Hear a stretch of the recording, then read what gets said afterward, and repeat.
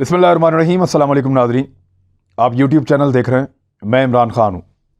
जो बाइडन जो है वो एक बड़ा ख़ास आदमी बन गया अब दुनिया के लिए, और डोनाल्ड ट्रंप को शिकस्त देने के बाद बड़ा टफ मुकाबला था।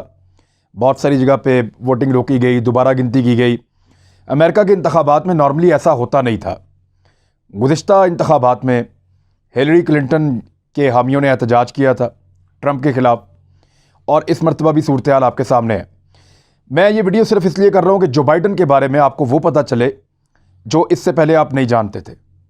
ये आदमी कैसे कैसे बदला, किन हालात से गुजरा, और किस तरह इसने अपने आप को तब्दील किया, और फिर किस तरीके से ये सदारत की कुर्सी तक पहुँचा। ये सारा कुछ जानना आपके लिए ज़रूरी है ताकि आपको पता चले कि आने वाले वक्त में ये आदमी इस दुनिया के लिए और अमेरिका के लिए किस किस्म के फ़ैसले करने जा रहा है।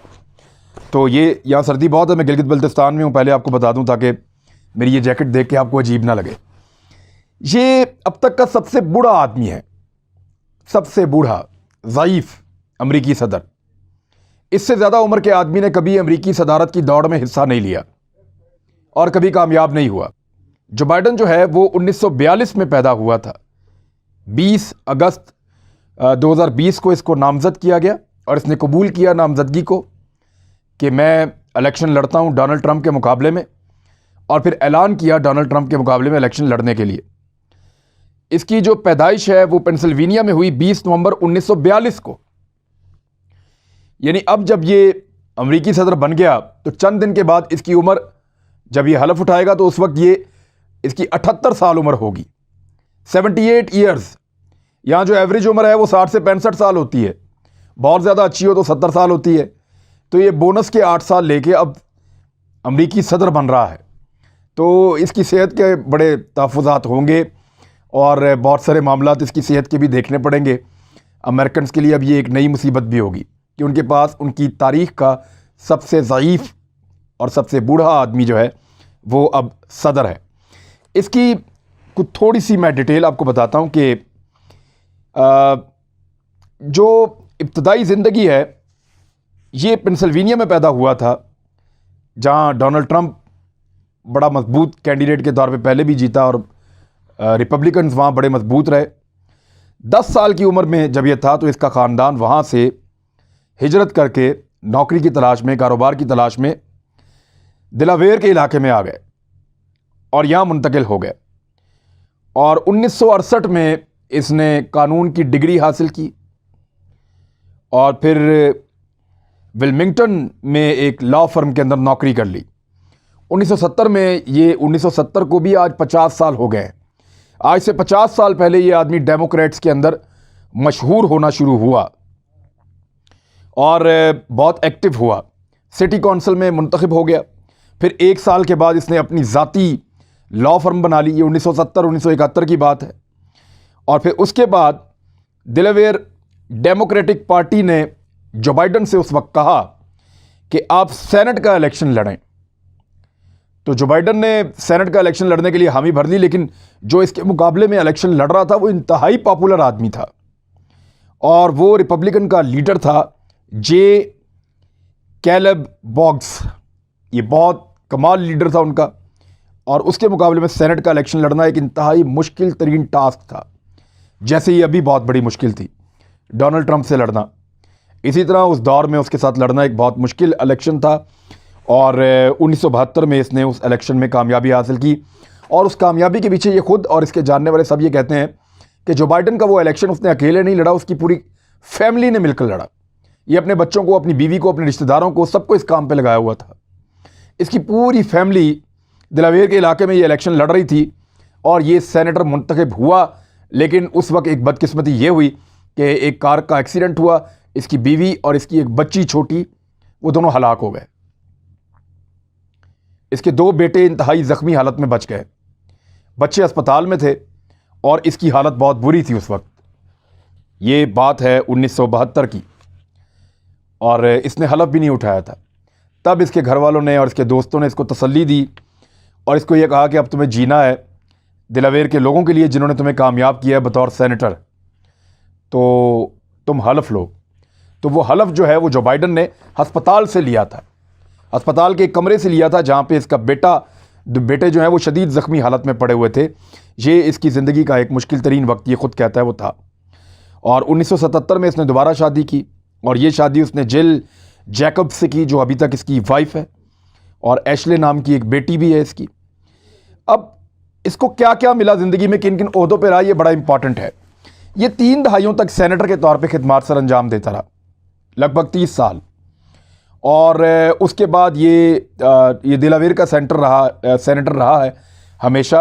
उसके बाद इसने बड़े अहम ओहदों पे काम किया है। फॉरेन पॉलिसी के हवाले से इसके पास अहम ओहदा रहा। ये चेयरमैन रहा फॉरेन अफेयर्स की, जो फॉरेन रिलेशंस की जो कमेटी है उसका चेयरमैन रहा। उसके अलावा ये एक और कमेटी है, उसका भी चेयरमैन रहा। फॉरेन अफेयर्स की कमेटी को कई सालों तक इसने चेयर किया है। 8 साल तक सेनेट की जुडिशरी कमेटी का चेयरमैन रहा। अच्छा, जो सबसे अहम इसका वक्त था वो ये था कि ये बराक ओबामा की जगह पे ये सदर का इलेक्शन लड़ना चाहता था 2008 में।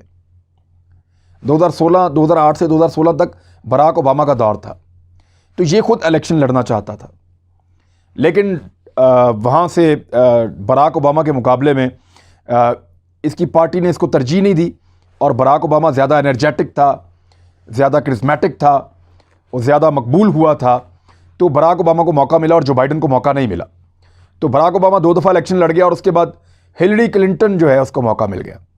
जो बाइडन को बराक ओबामा ने उन 8 सालों के लिए अपना नायब सदर मुकर्रर किया, और ये एक ऐसा दौर था जिसमें जो बाइडन ने बड़े अहम फैसले किए, और बराक ओबामा के लिए ये कहा जाता था कि ये उसका सबसे काबिल एतमाद, तजर्बाकार और बेहतरीन साथी है, और सबसे ज़्यादा इन्हिसार वो इसी पर करता है।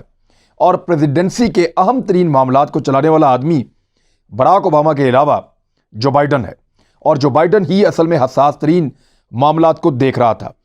इस आदमी ने क्या क्या किया उसके बारे में आपको बताता हूँ। 3-4 अहम ओहदों पर रहा है। एक तो ये, जब सेनेट के अंदर अक्सरियत थी बुश जूनियर के दौर में, उस दौर में ये सेनेट की कमेटी का चेयरमैन था फॉरेन अफेयर्स के हवाले से, और साथ ही साथ इसके पास दीगर अहम ओहदे भी रहे हैं। और फिर ये नायब सदर रहा अमेरिका का 8 साल तक। तो इसने कौन से अहम काम किए वो मैं आपको बताता हूँ। लेकिन एक चीज़ और, बराक ओबामा ने जाते जाते इसकी खिदमात के एतराफ़ में, जो बाइडन की खिदमात के एतराफ़ में, उसको अमेरिका का सबसे बड़ा सिविल अवार्ड दिया था, जिसको फ्रीडम अवार्ड कहते हैं, मेडल ऑफ फ्रीडम कहते हैं उसको। बराक ओबामा ने इसको दिया था, और वो एक बहुत बड़ा एजाज़ था जो बाइडन के लिए। अच्छा, फॉरेन पॉलिसी में इसने बड़े आम काम किए थे, चाहे बराक ओबामा के साथ रहकर किए हों, चाहे उससे पहले बतौर सेनेटर किए हों। नंबर 1, सोवियत यूनियन को हथियारों की सप्लाई के खिलाफ इसने बहुत काम किया। पुराने वक्तों में जब रूस को तोड़ना था, उसको कमज़ोर करना था, तो जहाँ जहाँ से रूस को हथियारों की सप्लाई होती थी उसके खिलाफ बड़ी ज़बरदस्त मुहिम्मात इस आदमी ने चलाई। और कुछ मुल्कों के अंदर जो है वो इसने बड़ा इन्फ्लुएंस, और कुछ इलाकों के अंदर इसने शो किया, जिसमें बाल्कान्स का इलाका है, दारफर का एरिया है, वहाँ जेनोसाइड का खात्मा, यानी जो नस्ल कशी की जा रही थी उसके खिलाफ इसने आवाज़ उठाई। नेटो को इसने बड़ा कर दिया था। जो ममालिक या जो कौमें रूस के साथ जुड़ी हुई थी माजी में सोवियत यूनियन के साथ, उनको नेटो में शामिल करके नेटो को ताकतवर किया था। इससे अमेरिका की ताकत में इजाफा हुआ था। 1990 की जो पहली गल्फ वार थी उसकी इसने मुखालफत की, और इसने कहा कि यह वॉर नहीं होनी चाहिए। आपको याद होगा जब सारे मुल्कों ने मिलकर कुवैत के ऊपर एक अटैक किया था इराक ने, और फिर सारे मुल्कों ने मिलकर इराक के ऊपर एक अटैक कर दिया था, तो उसकी इसने मुखालफत की थी। उस वक्त ये किसी और तरीके से सोचता था। 9/11 के बाद इस आदमी की सोच बदल गई, और सोच में इस हद तक बदलाव आया कि इसको एस्टेब्लिशमेंट का आदमी कहा जाने लगा। ये पेंटागन से लाइन लेना शुरू हो गया, और फिर इसके लिए इक़्तिदार के रास्ते खुलते चले गए। यही दौर था जब ये चेयरमैन बना फॉरेन अफेयर्स की कमेटी का, फॉरेन रिलेशंस की कमेटी का अमेरिका में, और फिर इसने बड़े अहम फैसले किए। इसने 2003 में जो दोबारा गल्फ वॉर हुई उसमें इसने, जो उस वक्त की हुकूमत थी रिपब्लिकन्स की जिसमें बुश सदर था, उसकी इसने हमायत की, मुखालफत नहीं की। और फिर इसने इराक जंग के लिए वोट करवाया, जो हुआ उसमें इसने वोट दिया। बल्कि जो इस फैसले के अंदर जो ये शामिल था कि इराक के अंदर ज़मीनी फ़ौजें दाखिल की जाएं, तो उसकी इसने हमायत की और बड़े ज़ोरदार तरीके से अपना किरदार अदा किया।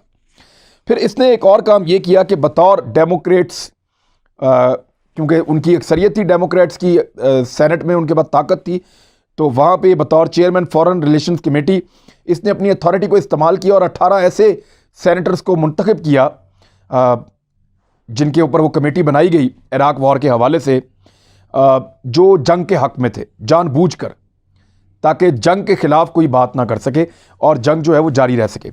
2009 में जब वाइस प्रेसिडेंट ये बना तो इराक से फ़ौजें निकालने के लिए अमेरिका ने फ़ैसला किया। अमेरिका ने क्या किया, पेंटागन ने किया कि अब इराक से फ़ौजें निकालने का वक्त आ गया, ये जंग अब महंगी पड़ रही है। तो उस वक्त बड़ी उजलत में फ़ौजें निकाली गई, तो इसने उसमें मदद की और उजलत की वजह से जो इनखला हुआ उस पर तनकीद होती है। वहाँ पे दाइश जैसी तंजीम बनी और अमेरिका के अंदर ये तनकीद होती है कि उजलत में निकलने की वजह से बनी, लेकिन मुसलमान ये समझते हैं कि उस तंजीम को जानबूझकर फंड करके बनाया गया और जो काम अमरीकी फ़ौजी कर रहे थे मुसलमानों को मारने का, वो काम बाद में दाइश ने किया। और उन्होंने यहूदियों को नहीं मारा, गैर मुल्कियों को नहीं मारा, गैर मुस्लिमों को नहीं मारा, मुसलमानों को मारा, और उन्होंने उस एजेंडे पर काम किया जो एजेंडा CIA या मुसाद, इसराइल की एजेंसी का ये एजेंडा था। इसके बाद इसने यूरोप के साथ अपने ताल्लुकात को बहुत ज़्यादा बेहतर किया, बढ़ाया, ख़ास तौर पे इंटेलिजेंस की मालूमात, साइबर के हवाले से बड़ी आम मालूमात और इंटेलिजेंस शेयरिंग के ऊपर बहुत ज़्यादा काम किया। और मनी लॉन्ड्रिंग के ऊपर काफ़ी काम किया इसने कि ये जो हमारे अमीर मुल्क हैं जैसे अमेरिका है, यूरोपियन कंट्रीज़ हैं, यहाँ से पैसा बाहर नहीं जाना चाहिए। दुनिया का पैसा यहाँ पे आ जाए बेशक लूट मार करके, लेकिन यहाँ से पैसा बाहर नहीं जाना चाहिए, उसके लिए काफ़ी काम किया। और जो ये फैटफ है इसके ऊपर इसका बड़ा असर रसूख था। ओबामा के दौर में ईरान के ऊपर जो पाबंदियाँ लगी उसको इसने नरम करवाया, और नरम करवाने के पीछे इसका मकसद ये था कि ईरान का जो एटॉमिक प्लान है उसकी इंस्पेक्शन की जा सके, और ईरान को कायल किया गया उस दौर में, लेकिन उसके बाद ये मामला ज़्यादा देर तक नहीं चल सका। अच्छा, इसराइल को इसने कहा कि नई सेटलमेंट्स जो आप कर रहे हैं गज़ा में वो ना कीजिए, मुखालफत की इसने। अब मुसलमान समझेंगे कि बड़ी अच्छी बात इसने की, लेकिन साथ ही साथ इसने मुसलमानों की जितनी भी तहरीकें थी इसराइल के ख़िलाफ़ उनकी भी मुखालफत की, दोगली पॉलिसी इसने इस्तेमाल की। और ये एक वाहिद नुक्ता रह गया था, ये अमेरिकन एस्टेब्लिशमेंट के आहिस्ता आहिस्ता इसने अपने आप को मॉडिफाई कर लिया था अमेरिकन और पेंटागन, अमरीकी फ़ौजियों के मुताबिक, अमरीकी पेंटागन के मुताबिक, अमरीकी एस्टेब्लिशमेंट के मुताबिक इसने अपने आप को ढाल लिया था। ये हर बात उनकी मान रहा था, सिर्फ एक कमी रह गई थी कि यहूदियों के मफादात का तहफ़्फ़ुज़ खुलकर ये बंदा नहीं कर रहा था। डोनाल्ड ट्रंप क्योंकि खुल के कर रहा था, और डोनाल्ड ट्रंप ने खुलकर किया भी।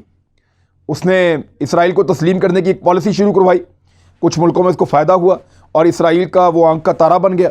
लेकिन अब जो बाइडन ने काफ़ी हद तक अपनी पॉलिसी को तब्दील किया है, और यही वो इशारा है कि उसको सदर बनाया गया है। वेस्ट बैंक एनेक्सेशन के ये खिलाफ था।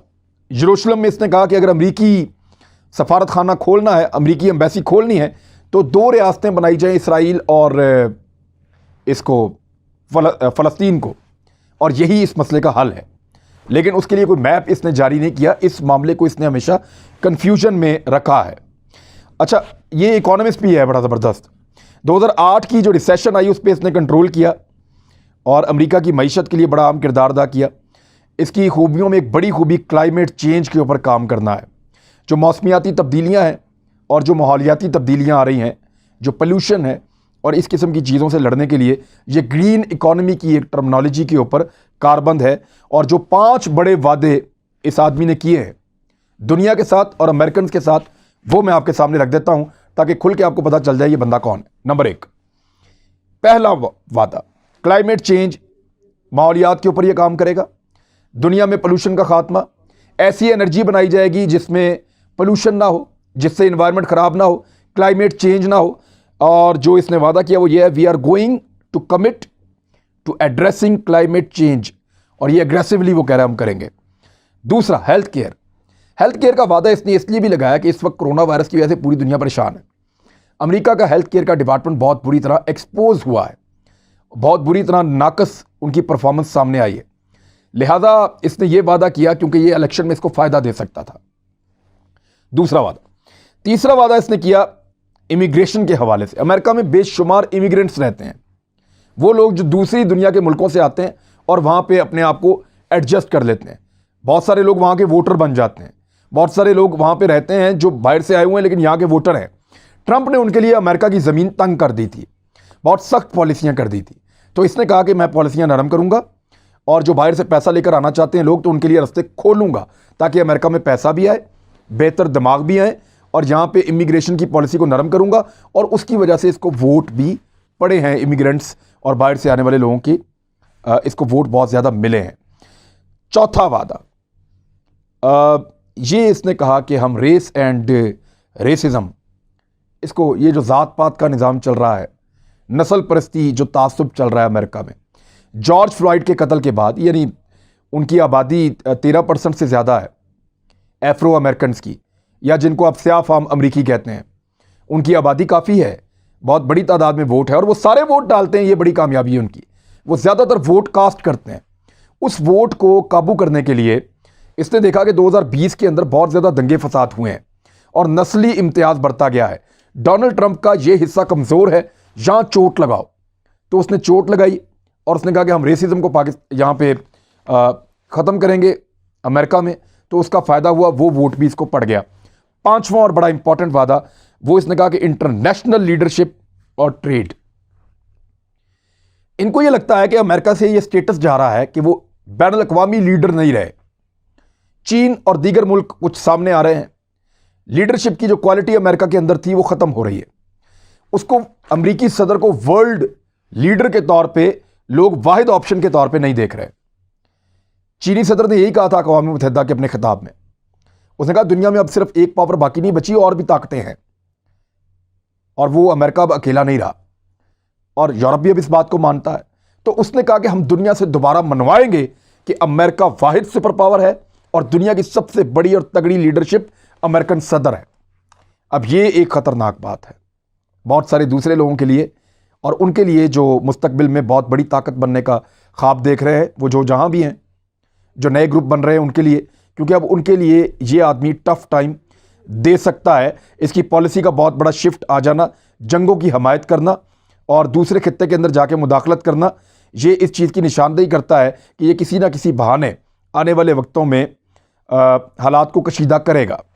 ये इसका पांचवा वादा था और इसमें ट्रेड शामिल था कि तिजारत से अमेरिका की मईशत को मजबूत करना, वो तो सब कहते हैं, लेकिन ये इस आदमी की पूरी एक समरी है। अगर आपको जो बाइडन को समझना है तो इस वीडियो के ज़रिए से आप खुद भी समझ सकते हैं और अपने जानने वाले दोस्तों को भी समझा सकते हैं। मेहनती आदमी था, बड़ी मेहनत से यहाँ तक पहुँचा है और पढ़ा लिखा है, ज़हीन आदमी है, तजर्बाकार आदमी है। और अगर किसी को ये लगता है कि यह डोनाल्ड ट्रंप से ज़्यादा बेहतर होगा इस दुनिया के लिए, तो मुझे लगता है नहीं, ये नए चैलेंजेस पैदा करेगा।